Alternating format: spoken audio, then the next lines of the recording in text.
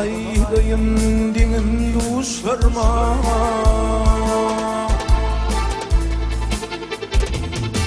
Ardıma aylayım dinim duşlarıma. Kanat bağlap uçasım gelyer. Derdime düşünyen yürek düşlerime. Dolu yürek sırrın açasım gelyer. Derdime düşünyen yürek düşlerime. Dolu yürek sırrın açasım gelyer.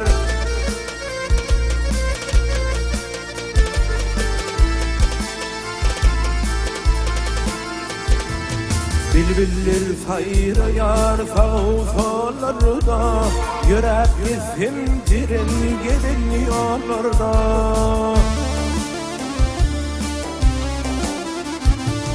Bahar fasli gülenim lükollarda, güvün hüyün yadım kuşasım gelyer. Bahar fasli gülenim lükollarda, güvün hüyün yadım kuşasım gelyer.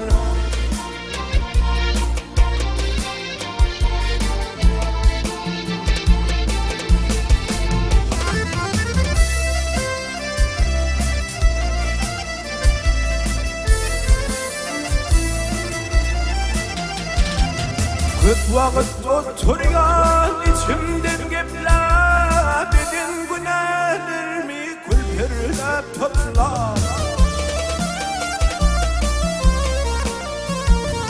Gözyarım halsanım başıma toplar, ketilir gönlümü açasım gelyer. Gözyarım halsanım başıma toplar, ketilir gönlümü açasım gelyer.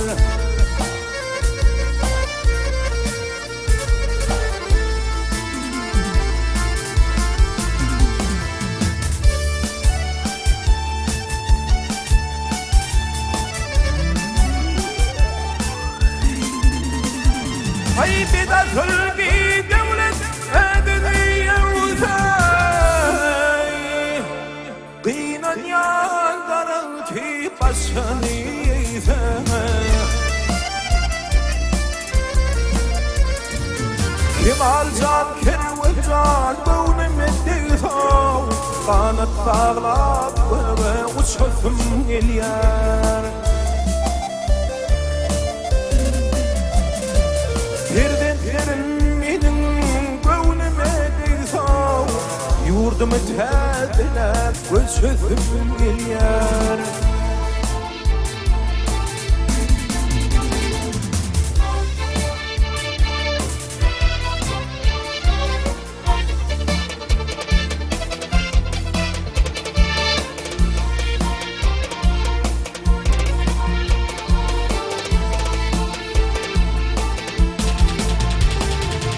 Resimdir kanayın bilindim pesim, yalan tutunmayın adamdan pisin. İsteydim beş vakit adamın sesin, edin bu yerimden kaçasım gelyer.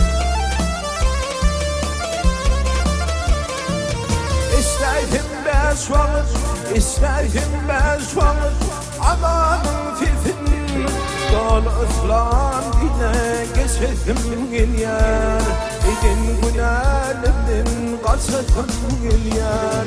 Yurdumu tədilep göçesim gelyer.